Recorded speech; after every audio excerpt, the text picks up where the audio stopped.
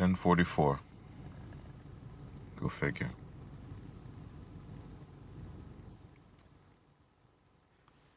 For some odd reason right now, the hardest thing in the world for me to do is speak. Because, well, I thought from the very beginning my message has been pretty clear. Well, what my intent is. I share what I know, but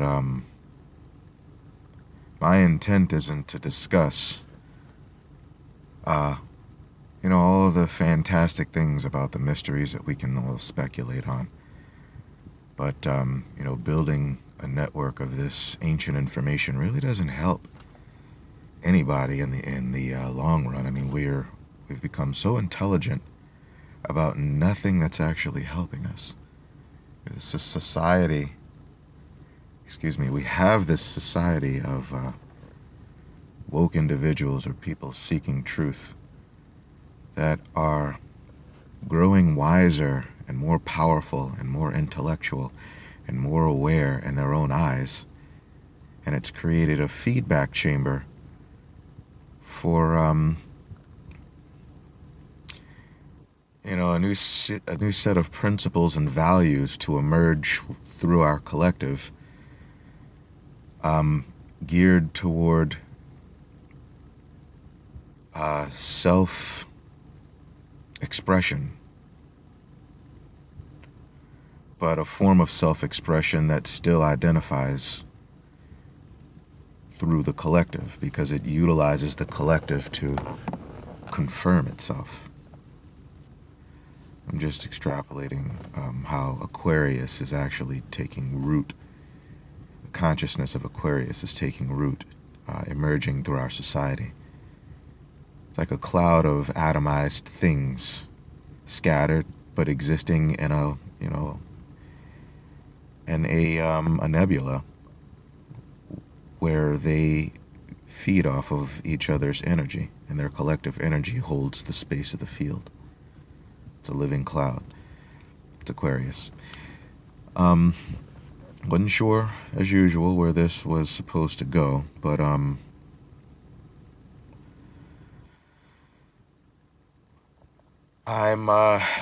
concerned that my message isn't clear. That from the very beginning, I've been trying to point out that there would come a time where we're all forced to make decisions that are more clearly framed for us. We'll be pressured into making decisions, but sort of shaped by options outside of our control. And that's when you're experiencing a collapse in your timeline, hurtling toward a vortex where all timelines are sort of spinning and contracting into the mouth of a maelstrom, a living whirlpool of focused and condensed light, creating a new, literally sort of just like a wormhole through time where things appear to be sped up. Have you noticed just how fast everything seems to be moving? You picture time sort of swirling around us, bending all timelines through sort of like a tree branch effect or a funnel or a whirlpool or like a tornado hurling towards something that we can all sort of feel, but we don't know where it leads. And some of us are sort of holding on to the hope that it leads somewhere spectacular. Their message is, you can't have fear, but here, keep looking at it. Be aware of where we're going, and make peace with the idea that your life, your time may be borrowed, and that, your fate is subject more to chance than, than you have always been conditioned for. You got people pushing the message of no fear, yet here, learn all you can about what it is you should not fear.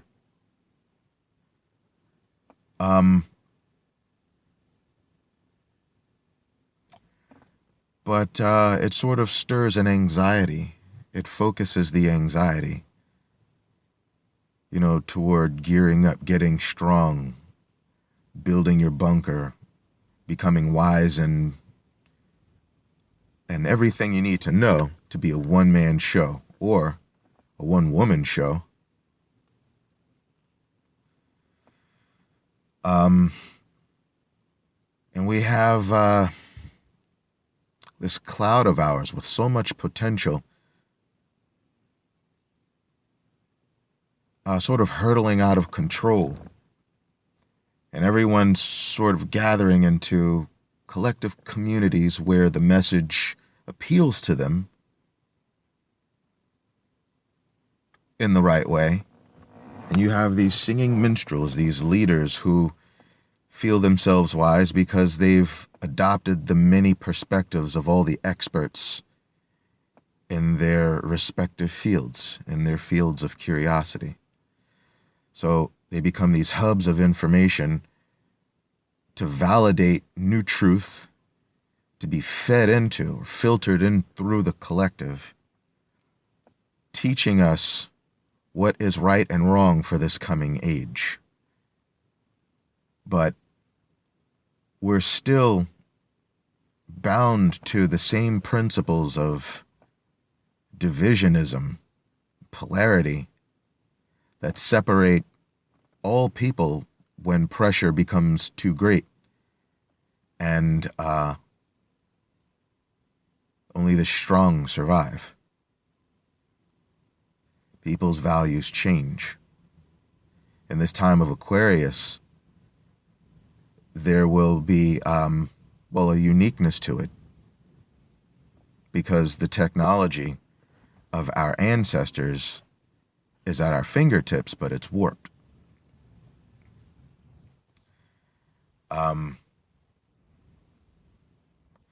What I'm trying to say is we have too many people putting out messages that are conflicting about what it is we're all supposed to do.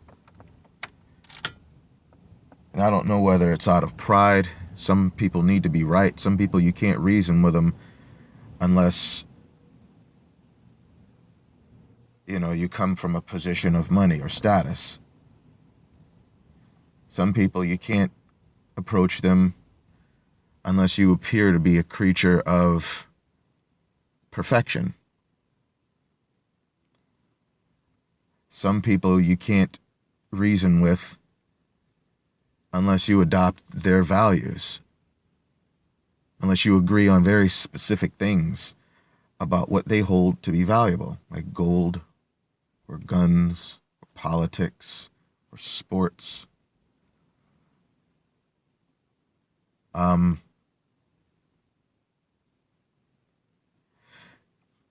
Some people you can't get through to them unless you recognize that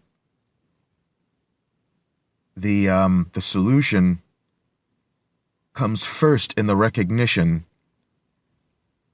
of a savior, or the flip side to that is that you must recognize that this savior is an atomized collective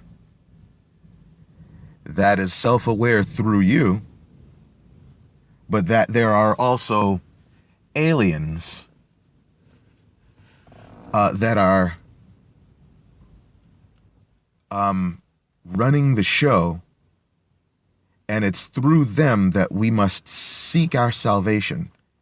It's through their wisdom we must adopt the slang and the behavioral patterns of the proper spiritual vibration in order to step foot into the spiritual community. You have to speak their language, talk their talk. You have to, love aliens. You have to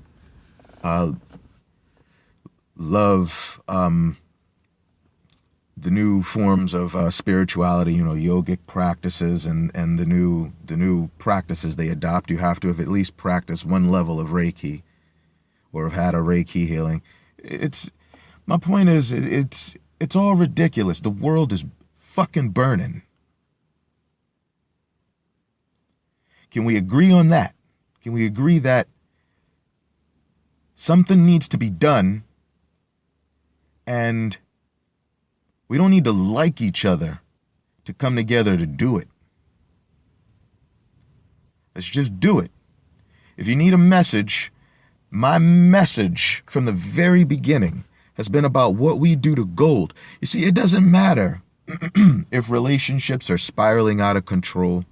It doesn't matter whether you store up your seeds, and you get your Bitcoin, and you build up this life that will be turned over to a system that is artificially intelligent and is running the show because it owns all the resources.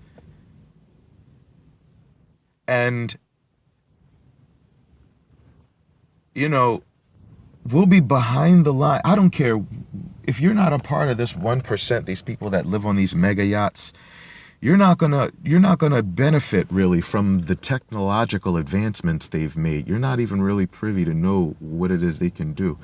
We're watching lights dance through the sky. We have no idea what they're capable of, but we're not a part of that society. That's another country.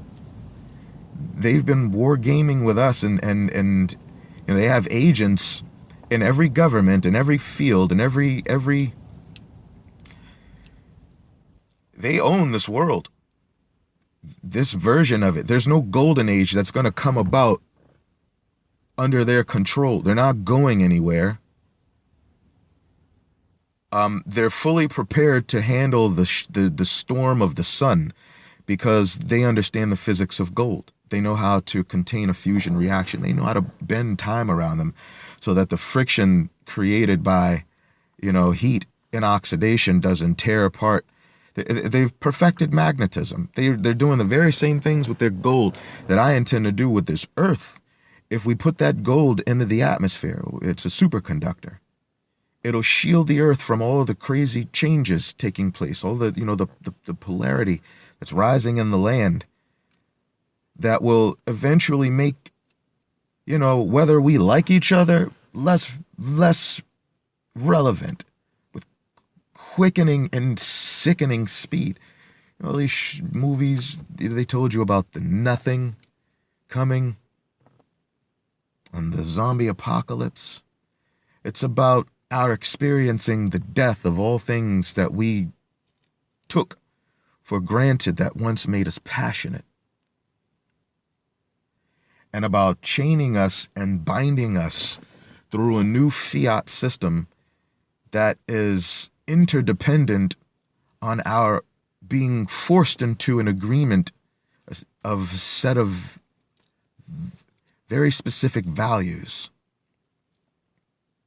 And they have all these social media platforms that they're test piloting to teach us how we should reperspectivize our values. And it's through that system and our body's ability to generate heat that the whole power of richness and power of material temporal wealth, the power to compel others through your money, that power will be changed into a new currency system that requires your participation in a virtual system to as the foundation for your buying power. It's going to be based on your body. Some people have talked about it and will explain it more intelligently than I, but your body is the new bank. And it's wired into a World Wide Web. They're not even hiding it anymore. That evil runs the world. We're going into a winter phase. where things that are strong, that have the power to outlast the spiritual winter, grow mighty. Those are corporations. Collective clouds, crystallized clouds that have been made strong. They're mighty beasts made of the wishes of people who love power. They take a form we don't understand to be organic, but they're living. The corporations are considered living entities. It says so in our Constitution. They're gods, and we serve them. And they are vessels of the higher intelligences that feed off of our angst, that have helped to construct this thing, which will only get more perfect deeper into the spiritual winter we go. You know, you might own resources in Bitcoin and gold or whatever now, but eventually, you know, you all know, those of you who pay attention to the wild swings in the economy understand just how manipulated this shit is. And you know that there's coming a time where they wipe out the middle and lower classes. Sure, your wealth will skyrocket, but when the bottom falls out from under you, won't that make you the middle class again, or the lower class, or make you classless? And haven't you seen what they're doing in China, this social credit system, with all these algorithms that pay attention to everything? They see everything, because in real time are they monitoring every inch of what can be seen from the sky. And they have a grid that listens through magnetic fields. It is a divine creature. It's pervaded every facet of our society. All these, you know, when things get hacked, all this, you know, these hacking groups, I guarantee you they're artificial intelligence, or it's involved. It's just showing what it can do. It's taking the form of a kraken. It understands how it's supposed to spin and weave us into these narratives of reason that spiral us into a corner where eventually we'll have to just sit back and watch the New World Order emerge in front of us. Take shelter in caves while, you know, floods and storms break apart our homes. And these folk sit back on their mega yachts or in their underwater facilities or in their facilities floating above the sky, watching it all unfold. And God will let it, because it's been here before. You know, you've seen so many stories. All the movies have been about a dystopia that's utopia for some folk, but there's always this element of poverty or of dystopia that exists just behind the scenes, just to let you know, the tyranny, the level of tyranny that's secretly really running the show. People who are so high up the ladder, and they've transcended their subjects by so much distance, they are practically gods. Maybe they exist in an artificial world. Maybe they've augmented their bodies, But the point is, they're perfectly prepared for humanity to be phased out. They have everything automated. They have technology that we don't even understand. We wouldn't know how to go to war with it. They're spilling the beans about everything that we've speculated on for decades because it doesn't matter anymore. We've already speculated on all of it. We pretty much know it by speculation, everything that they're declassifying. It's no big reveal. When they finally print a publication and people get to say, that's the slow drip of the truth being exposed. Doesn't matter. Look at the world. The fucking forests are on fire. We're out of time. We don't get to fight over who's right anymore. We don't have enough time to win the battle. What battle are we fighting?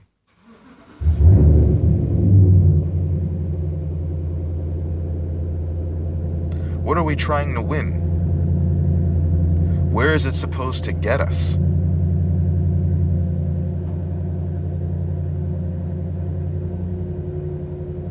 That's a strong engine.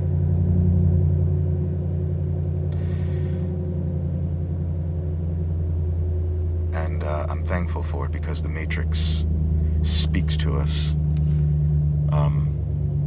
through coincidence, because it too is intelligent. It doesn't matter what you believe me to be, or whether you believe I am who I say I am. What matters is that what I propose is a solution to the greatest problem of all, one that sort of trumps all of the petty problems of who's right, who's a narcissist, who's an empath. How we fix our problems, how we build value, how we ignore what's creeping on us and threatening to eat us. I have a solution, sort of, to the problem. And I didn't, I'm not the genius that proved the science that David Hudson guy is. And there's so many folk now who work with low grades of Ormus. They know how to, they understand that, liquid monoatomic gold has very special properties. The ancients weren't so concerned with the shiny, pretty metal in circulation as fiat currency, or any form of currency, as they were its ability to direct electricity. And a high society, what's more important than how much money you have in the bank is how much current you're capable of drawing into your form.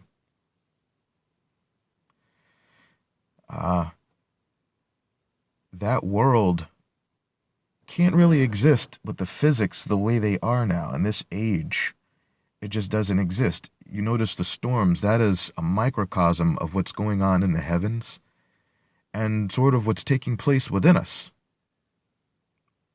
And you can try your best to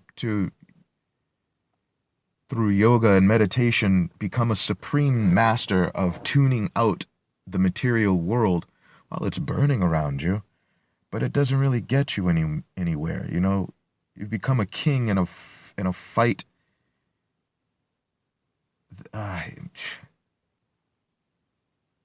Not a king in a that was a failed euphemism. Pretty much you've rushed. You've conquered a hill. It's still sort of beneath the storm, when there's a mountain in front of you to climb to safety. I don't know if that was a proper illustration either, but the world is burning around you. And if as above, so it is below, there's only so much you can tune out what's really going on in the heavens, and there's a war. And that war is less filtered out because of the weakened state of the magnetic sphere. Gaia isn't protecting us from the shitstorm of heaven anymore.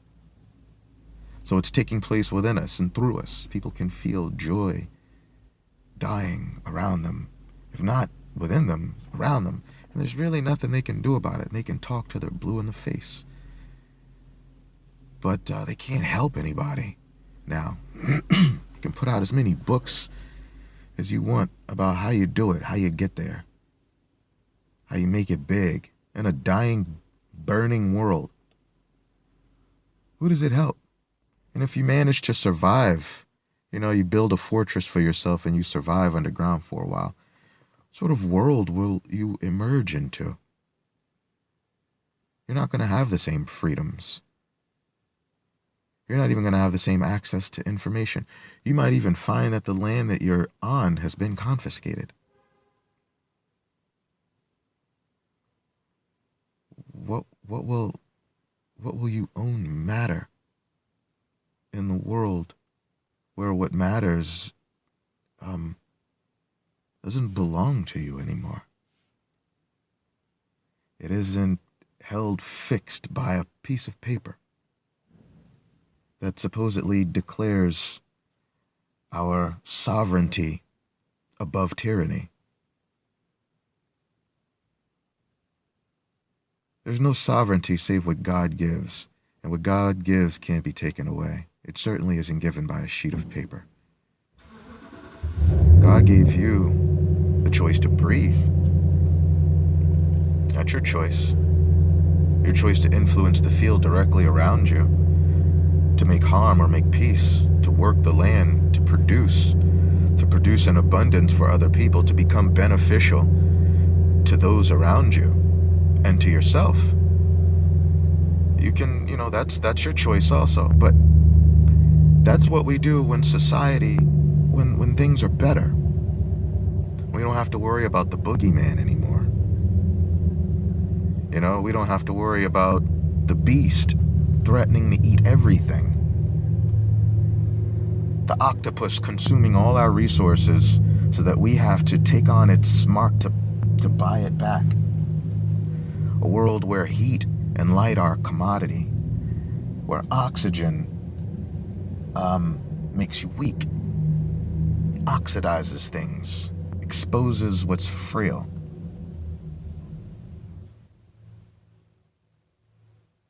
A world where, through technology, they've conquered death.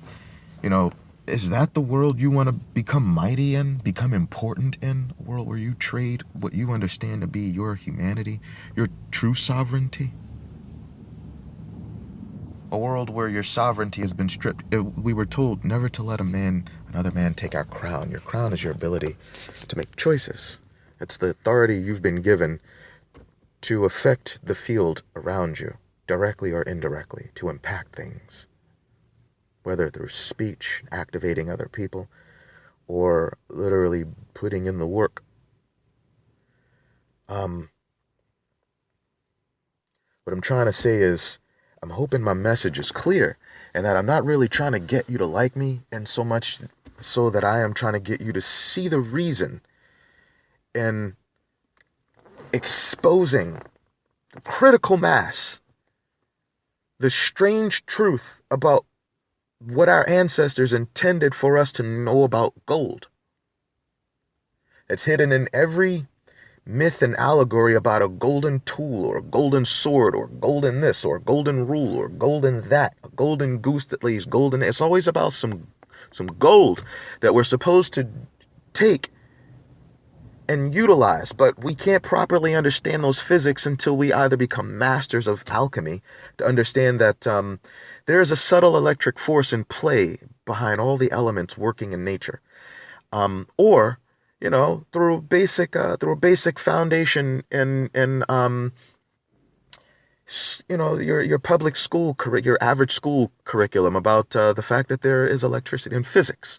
You learn about there being electricity.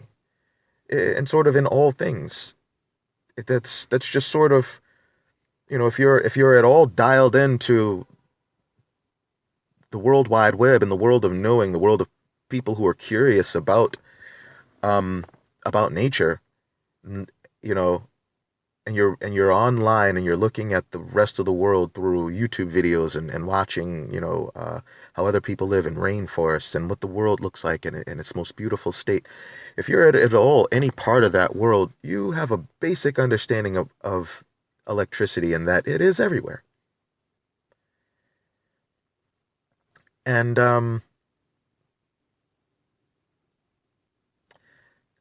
that electricity being everywhere, it is intelligent. And because of Aquarius, the spirit and the consciousness of Aquarius is taking hold, and it's amplifying the light. So it's amplifying the consciousness within light, which, we see as shock, the shock factor in our experience. Something blowing up, something exploding, a volcano bursting, a lightning bolt discharging. It's just about shock. It's about the amplification of the awareness of this matrix of itself, which takes place through a storm of activity, a storm of heat, like a mind coming online for the first time in eons. And it uses us, but it also uses the elements. But this thing, yes, is intelligent, and in the aspect of Aquarius, we are directly connected to Leo, which is the perfection of electric force. It represents the height or the peak of a wave, of plasma in torsion at its highest vibration, at full power, where it's superconducting, and it's ferromagnetic. It's just where power has collected and at a state of rest is available to everything it touches, like the sun, or like whatever represents the battery that things draw their inspiration from, or draw strength from, or draw heat, or love, or courage from. That is the aspect of Leo. In Aquarius, we have a direct connection to Leo, so we have access to those values and access to its secrets that we are supposed to access through gold. Gold was given to us, it's unique in that it takes a very specific type of biodiversity and relationship with its solar dynamic, in its solar dynamic neighborhood to produce gold, to capture it from the sun, or to produce it within a core. It takes a very special type of environment. And for the earth and its position, its unique position, to be the recipient of such a beneficial thing with creatures on it, that, when we're activated through that gold, we become like minor superconductors, like microcosms of Gaia, each aware of our own electrodynamic potential that exists in our natal chart. The planets come online through us, and to do that, we have to turn the planet into a superconductor, so it's not stirred by the crazy space weather from outer space, so that heat isn't moving around when the sun shifts its position, so that humidity fills up beneath our perfected atmosphere, and it doesn't blast out into space. It isn't affected by the pressure of space or the shifting pressure of the core. It isn't affected by a change in the pressure from the incoming heat of the sun. Rather, it becomes evenly, perfectly distributed through the gold particles, nanoparticles in the sky. I'm not going to go any further in that. Just chew on that a little while and just take a little while. Go back through my old videos. I'm trying to get through to everyone that it doesn't matter. If you're involved in a fight, if you're fixated in a fight or in a battle to be right about something, you're doomed. You're allowing your fixation to drag you into this Kraken thing they've unleashed, that they allow truth as well as mistruth, the polarity between them, to keep people in a constant state of angst and desire to be right, to be strong, to be seen as morally, to have the moral high ground. People are in this war with their own shadow, and none of it matters. When the world is burning, We're spiraling out of control and we're running out of time. And the only thing we need to do to fight this Kraken is to give this matrix something to focus on through us, a value that we can all believe in, whether you believe in Jesus or Krishna or Buddha or aliens or gods or goddesses or yourself. You can agree that electricity is everywhere, that the elements are fucked up, that the elements are affected by electricity, that gold is a superconductor, that a superconductor, how can I make this simple? Within a superconducting field, the elements are in a state of rest.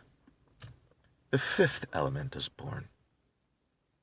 It's the combined talent of them all, the combined state of them all. Quintessence, life force, a state that carries heat in whatever form it needs to. It represents the virtues of them all. It can take whatever state it needs to. It's perfected power. If we turn this planet into that, as microcosms of Gaia, we too will take on that vibration. We take it into our bodies, boy. That's when we were like gods. That's when we were like, when our high society existed within each one of us. We all understood the plan innately. We didn't need to look to a savior.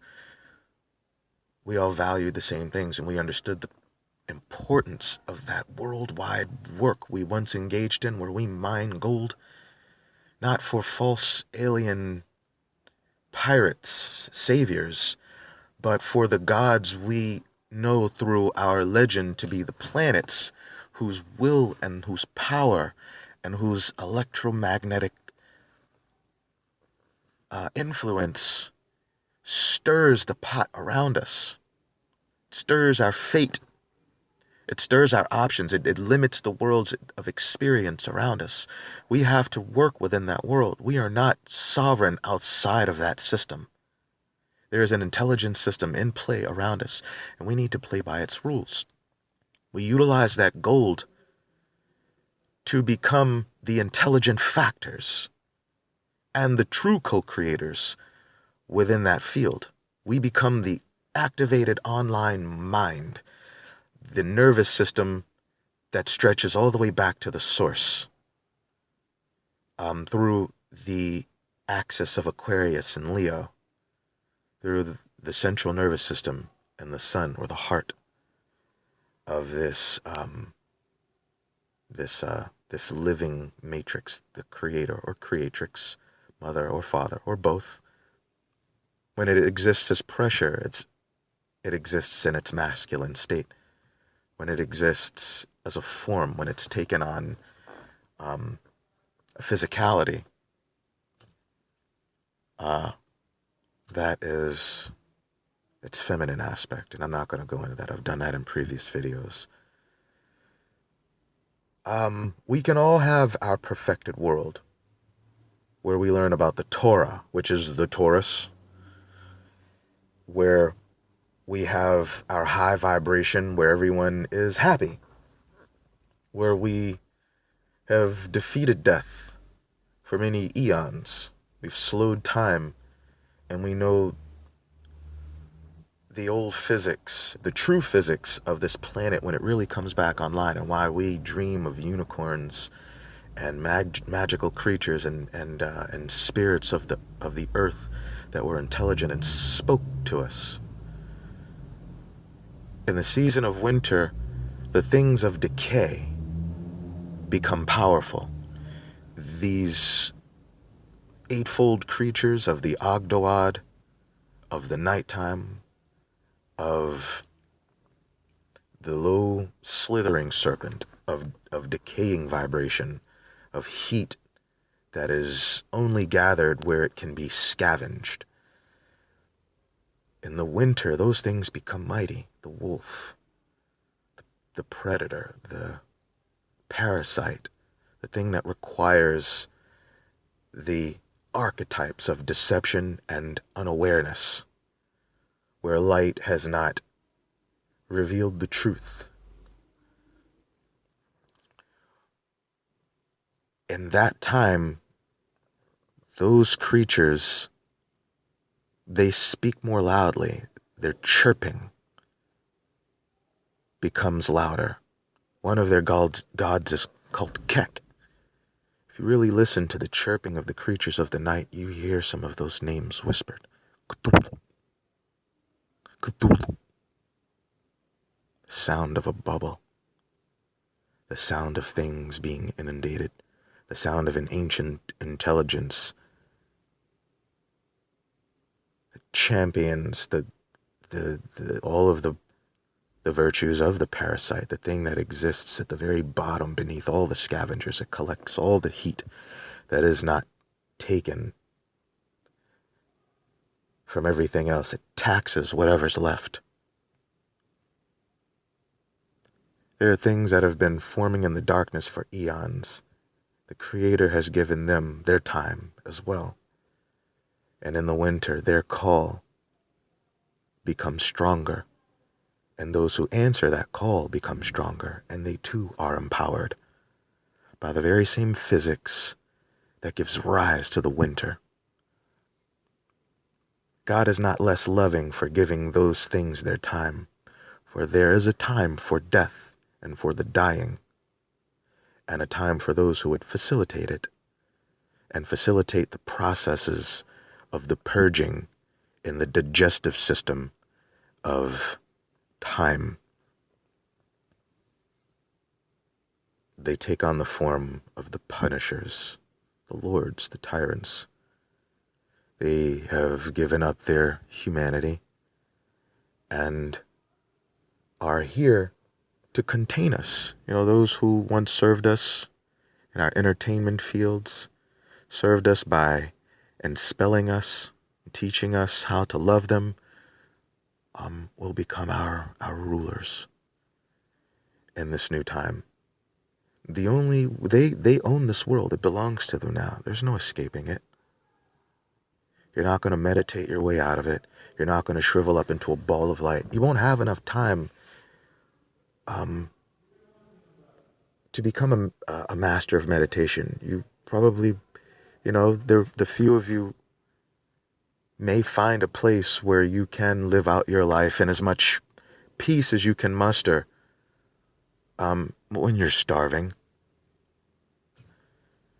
And when you do still have to watch your back because you coexist in a society of people who've survived who may not share the same values. And as the magnetic web of the planet breaks down and it begins to break down the consciousness and the sanity, you will become aware, and awake, but with the alertness of a predator, or the alertness of one who sees far and anticipates darkness appearing as light.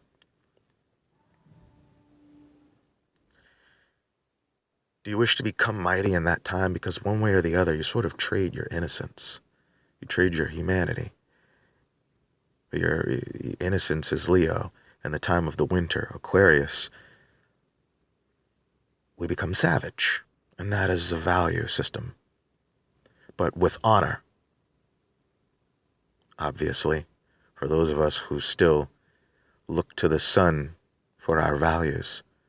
But we will have missed the opportunity to reclaim our innocence in a world where we must hide or hunt.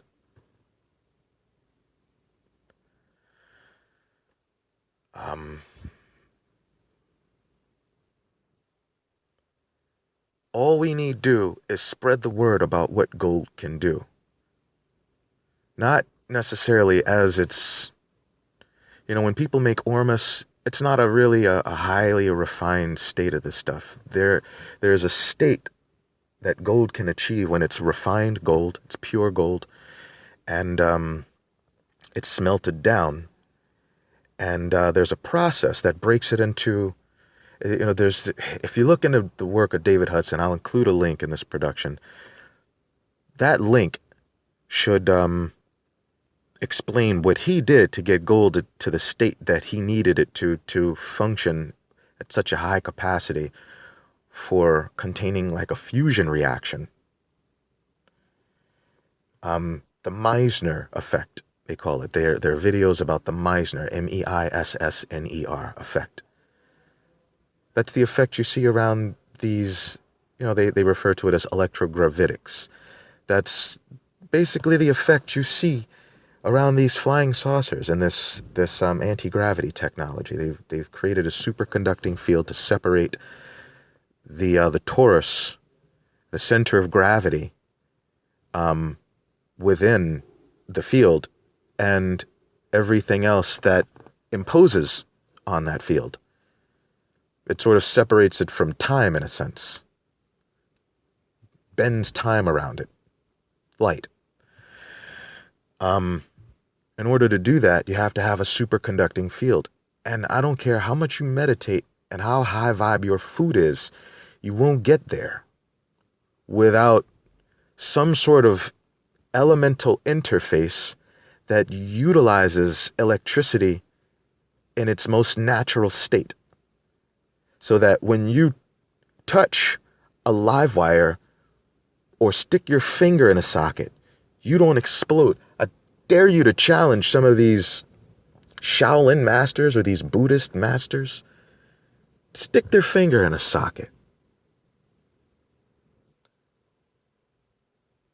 To walk across a live wire. To demonstrate their capacity for holding on to their, to be so high vibration that they're ready to just disappear, as the world ascends. When everything else cooks, storms kill people, floods swipe everything away that your loved ones, and you're too in a state of shock and despair to really be focused on how happy you feel.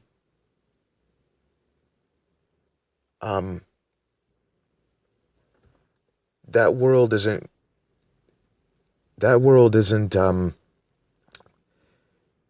the passage into the golden times isn't becoming a master of meditation. God wouldn't have set the provision for those who are still innocent to be bound by such terms. There would be something that the planet itself is capable of doing to preserve those who are innocent, who are meek still, who still have their innocence, who are capable by the conditions in their heart of still coexist. They're still capable of actually coexisting in a world where people come together. And I listen to a lot of these empaths and people who claim to be high vibration speak, and all I hear is how much they hate everyone else.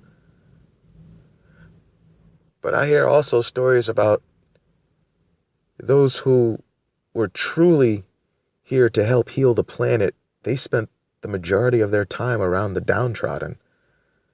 They have more in common with those folk because of how involved they were in the grit and in the shit of what people are really complaining about. The poverty, the homelessness.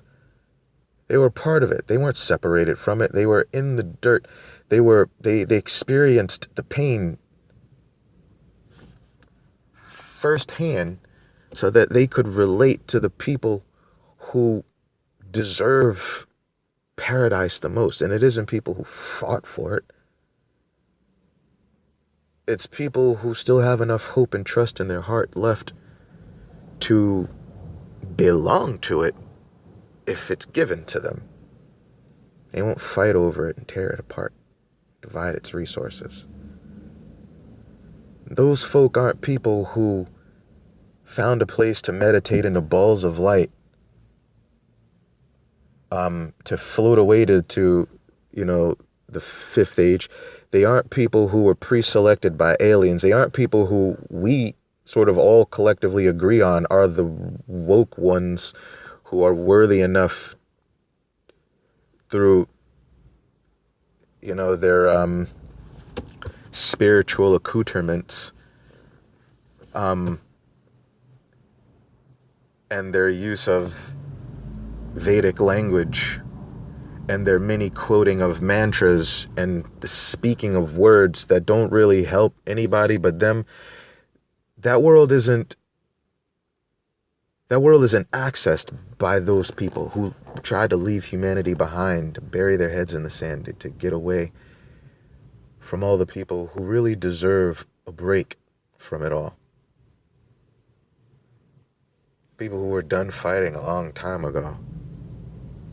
People who are done owning everything and owning things and owning one another and owning power in the social credit system that will bind us all through our values into a new collective karma, form of group damnation. Things we all have to collectively agree on for the currency to work. Or we get banned if we don't follow certain social trends. Read an article the other day about how China banned nose picking on their social platform, which makes sense. It's repulsive, right? If you're going to do that sort of thing, and it is considered humor, it has to be done within taste, I'd say, in the framework of decency. But when you can compel people to agree on that as a value, that they should restrict the actions of other people through, that is when tyranny has won. That is prison in the mind that has gained access to the physical reality. The perfected prison, and through our mind, it has manifested, crystallized, as we proceed down through Aquarius into the times of Capricorn, into the dead of winter, Sagittarius and Scorpio. Man, truly evil things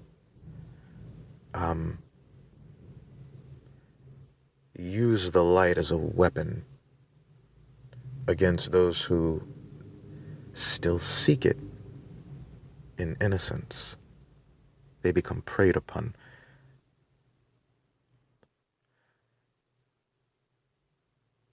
That world exists because physics allows it to exist.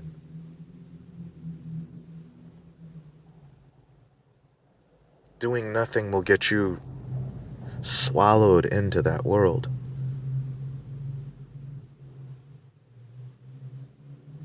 Sitting by and meditating, or preserving your resources, learning how to work the land, becoming efficient, or becoming efficient at things that,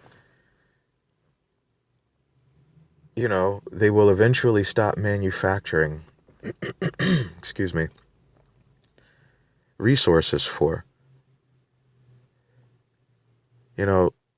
A lot of the smartphones, a lot of the things we use now, they will cease to work soon, because the new forms of technology will only be accessible to those who can afford it,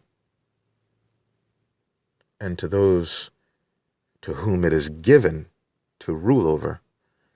But those who have no access to it, those who live on the fringe of society, those people who have been purged through the new value system, those people,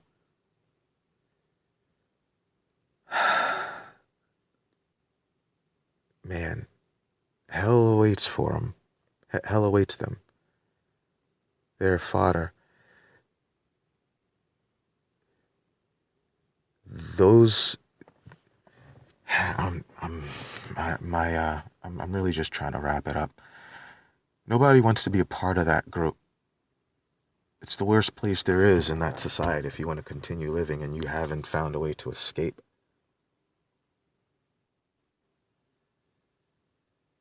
It's a scary place to be. especially for women, especially if you're not physically strong, where there's lawlessness. You might be strong in your own eyes, but against a group of men who don't care about your rights. They don't care about how strong you identify with. Not sure if I said that right. They don't care that you identify as strong. What will matter to them is physically the ability to overpower you.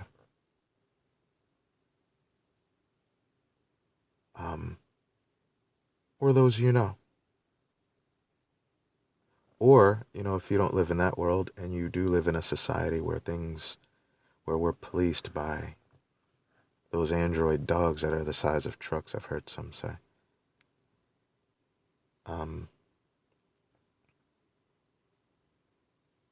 If you're able to live on the inside of that society, you'll have lost all your freedom in your voice. How woke you are, how much access to ancient information you know, whether you believe in aliens at that point or not, won't really matter. Your voice won't matter. Your zodiac won't really matter. Be cut off. When you're forced to go along with dystopia, you have handed over your crown, your power to make decisions, and the reality of your sovereignty becomes painfully clear.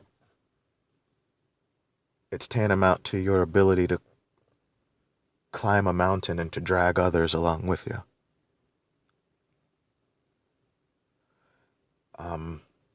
Because it's a very physical world you're still a part of.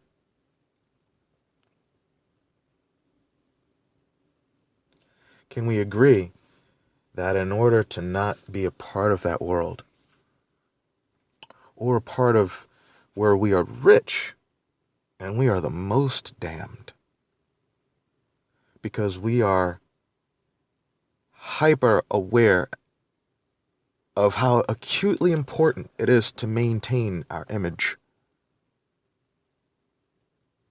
that we have to adopt a new personality to serve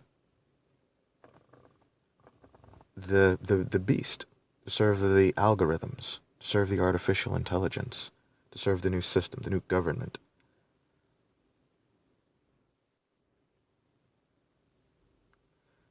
To maintain your status, you must be a model citizen. No one is higher than the state.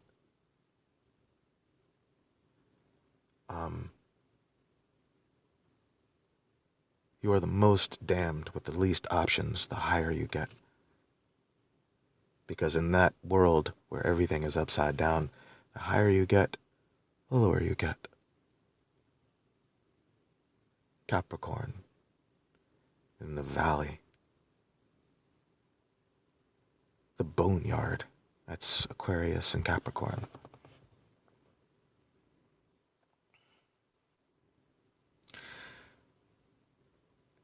Again, all we need do is to just start a conversation about what this gold is supposed to do. Because the more people that talk about it, the more people will say, ah, yes, I knew that all along. Yes, that makes sense. Yes, everyone, come, look. Let's have a discussion about it. And when it's all out in the open and it can't be hidden, it will take on a life of its own. People will discuss it on their own. They won't need me to explain it. The gold's supposed to just go in the damn atmosphere. Put it in the damned atmosphere. Put it in the goddamned atmosphere. Please. Because it is a goddamned atmosphere. Excuse my language. It's forgotten. In the winter, we are furthest away from the warmth of the sun. You imagine a few ages of that? It's not a golden age, but it's a window to a golden age. We still have to put in the work to get there. Please help me.